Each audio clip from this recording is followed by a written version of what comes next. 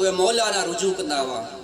ख़लीफ़े सालिस जे दौर में हिकिड़ो केस आयो, कंहिं औरत खे आंदो हुयो दरबार में, त ही शादीअ खां पोइ 6 महीननि खां पोइ हिन ॿार खे जनमु ॾिनो आहे, त जेको ख़िलाफ़त मुतमकिन हो उन हुकुम सादिर कयो त हिन खे संसार कयो। माण्हू हिन खे वठी विया, रस्ते में अमीरुल मोमिनीन अली बिन तालिब सलाम उन्हनि खे मिलियो त मौला पुछो तव्हां हिन औरत खे छो पिया वठी वञो? त हुननि चयो अहिड़े नमूने सां हिन जो केस आयो दरबार में ऐं 6 महीननि जे अरसे में हिन ॿार खे जनमु ॾिनो आहे ऐं ख़लीफ़ा वक़्तु इहो हुकुम ॾिनो आहे त हिन खे संसार कयो। मौला चयो तव्हां तकड़ न कयो, मूंखे हज़रत उस्मान सां ॻाल्हाइण ॾियो। मौला आया दरबार में ऐं पुछनि त तव्हां इहो फ़ैसिलो कयो आहे? हुन चयो हा। मौला हुनखे हुनजे अॻियां क़ुरान शरीफ़ जूं 2 आयतूं तिलावत फरमायूं। हिकिड़ी सूरह अहकाफ़ जी आयत नंबर 15, व हमलुहु व फिसालुहु 30 शहरा, हमल जी मुद्दत ऐं फिसालुहु ऐं जेका खीर पीआरण जी मुद्दत आहे उहा टोटल 30 शहरा 30 महीना आहे। ठीकु आहे, ॿार जो हमल थियो आहे ऐं जेको हुनजो खीर पीआरण जो अरसो आहे उहो टोटल 30 महीना आहे।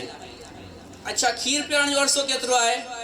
मौला सूरह बकरा जी आयत पढ़ी, आयत नंबर 233, वल वालिदातो युरज़ाइन औलादहुन्न हौलैन कामिलैन, माऊं पंहिंजे औलाद खे 2 साल खीर पीआरीनि।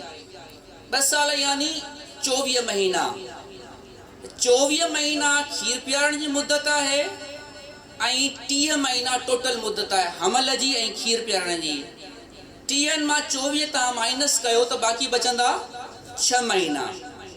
हाणे क़ुरान में त इहा आयत मौजूदु आहे, पर इंसान आहे, ग़लती थियो वञे, भुल चुक थियो वञे, इन करे असीं चवंदा आहियूं त इमाम उहो हुजे जेको मासूम अनिल ख़ता हुजे, न उन खां ख़ता सरज़द थिए न उन खां ग़लती सरज़द थिए। पंहिंजे पंहिंजे नसीब जी ॻाल्हि आहे। असांखे मासूम मिलियो, उन्हनि खे गैर मासूम मिलिया। असांखे बुत शिकिन मिलियो, उन्हनि खे बुत परस्त मिलिया। असांखे कसीमुन नार वल जन्नह मिलियो, उन्हनि खे जन्नत जी आरज़ू कंदड़ मिलिया। असांखे साक़ीअ कौसर मिलियो, उन्हनि खे कौसर जा तलबगार मिलिया। असांखे मौला मिलियो, उन्हनि खे लोला मिलियो। सलवात बर मोहम्मद वाल मोहम्मद। मौला अली अलैहिस्सलाम जी वालदा जनाबे फातिमा बिनत असद जॾहिं काबे में 3 ॾींहं मुक़ीम रहण खां पोइ आई ॿाहिरि त रसूल ख़ुदा सल्लल्लाहु अलैहि वसल्लम सलवात पढ़ो हिकिड़ी। पैगंबर इस्लाम उन्हनि जे इस्तक़बाल जे लाइ आया ऐं अमीरुल मोमिनीन खे पंहिंजी झोलीअ में वरितनि, या ईअं चवां त अलीउल मुर्तज़ा खे मोहम्मद मुस्तफ़ा पंहिंजे आगोश में वरितो। पैगंबर इस्लाम मुहाफ़िज़ इस्लाम खे पंहिंजे आगोश में वरितो। बाबे इल्म शहर इल्म जे आगोश में आयो। हबीब मोहम्मद हबीबुल्लाह जे आगोश में आयो।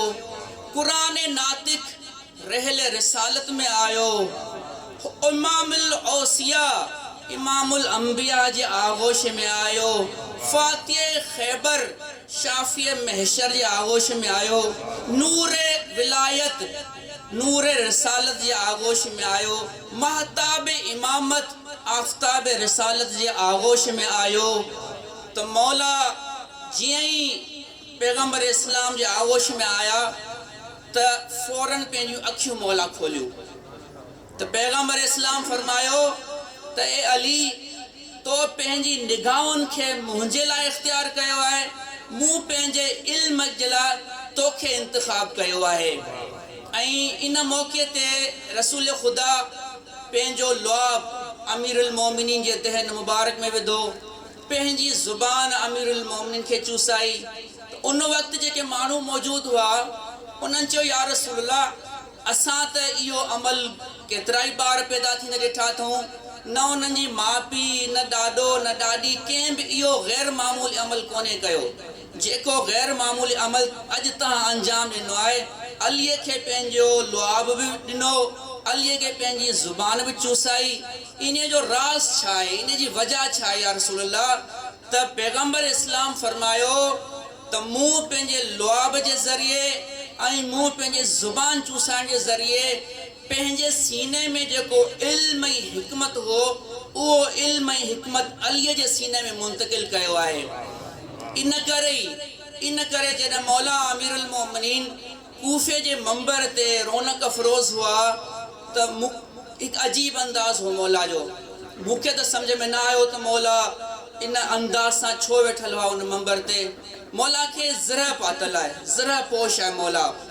आम जेका ज़रह हूंदी आहे आम सिपाहियुनि जी, उहा अॻियां खां कवर हूंदी आहे, पुठियां खां कवर हूंदी आहे, विचां जेको आहे सो हुन में सोराख़ हूंदो आहे, उहा पाइबी त उहो अॻियां पुठियां उहो कवर थींदो, जीअं नेज़नि खां हू तीरनि खां पंहिंजो पाण खे बचाए सघे। अॻियां तीर लॻे तॾहिं बचाए सघे, पुठियां तीर लॻे तॾहिं पाण खे हू महफ़ूज़ रखी सघे। पर अमीरुल मोमिनीन जी जेका इहा हुई ज़रह, उहा स्पेशल ऑर्डर ते ठहियल हुई। मौला जी ज़रह सिर्फ़ु अॻियां खां हुई, पुठियां मौला जी ज़रह कोन हुई। कंहिं पुछो अमीरुल मोमिनीन खां, या अली छो तव्हांजी ज़रह सिर्फ़ु अॻियां खां आहे, पुठियां खां ख़ाली आहे, पुश्त तव्हांजी ख़ाली आहे? मौला फरमायो पुश्त खे उहो लिकाए जंहिंखे पुश्त ॾेखारणी हुजे। मूं न कॾहिं पंहिंजी ज़िंदगीअ में कंहिंखे पुश्त ॾेखारी आहे, न ई मुंहिंजो इरादो आहे अॻिते कंहिंखे पुश्त ॾेखारींदसि। मुंहिंजे अॻियां दुनिया ऐं अरब जा सवें हज़ारे लखें जेतिरा बि हुजनि, मुंहिंजे अॻियां मैदान ते हिकिड़े पासे हुजनि ऐं अली अकेलो उन्हनि जे साम्हूं हुजे, तॾहिं बि अली अकेलो अली उन जे ख़ौफ़ खां उन्हनि खे कॾहिं पुश्त कोन ॾेखारींदो। सो मौला ज़रा पोशन मंबर ते ऐं उते मौला फरमायो त जेको कुझु तव्हांखे मूंखां पुछणो आहे, सलूनी सलूनी क़ब्ल तफ़क़िदूनी, जेको मूंखां पुछणु चाहियो पुछो। ज़मीन जे रस्तनि खां वधीक अली आसमान जे रस्तनि खां वाक़िफ़ आहे। अगरि तौरेत वारो ईंदो त उनजो फ़ैसिलो तौरेत मां कंदसि, अगरि इंजील वारो आयो त उनजो फ़ैसिलो इंजील मां कंदसि। एतिरे क़दुरु जो इहे किताबूं पाण चवंदियूं त अलीअ हक़ जो फ़ैसिलो कयो आहे। ऐं मौला फरमायो त मुंहिंजे सीने में ही जेको इल्म आहे, ही जेका हिकमत आहे, इहो सॼो असरु छाजो आहे? रसूलुल्लाह जे लुआब जो असरु आहे। जो मुंहिंजे सीने में ही इल्म जो समुंड आहे, इहो जेको मूंखे रसूल ख़ुदा पंहिंजो लुआब ॾिनो, पंहिंजी ज़ुबान चूसाई, उन जे करे मूं वटि एॾो इल्म आहे। सो शियान हैदर करार, तव्हां ख़ुदा जो शुक्र कयो सुबुह शाम, ऐं हू रोइन पंहिंजी क़िस्मत ते। तव्हांखे जेको आहे सो अल्लाह जो बणायल इमाम मोहम्मद जे हथां मिलियो, उन्हनि खे माण्हुनि जो बणायल इमाम सहाबनि जे हथां मिलियो। तव्हांखे इमाम मिलियो, हुननि खे मामूम मिलिया। तव्हांखे हुज्जतुल्लाह मिलियो, उन्हनि खे महजूज मिलिया। तव्हांखे साहिब मिंबर सलूनी मिलियो, उन्हनि खे सवाल पुछंदड़ मिलिया।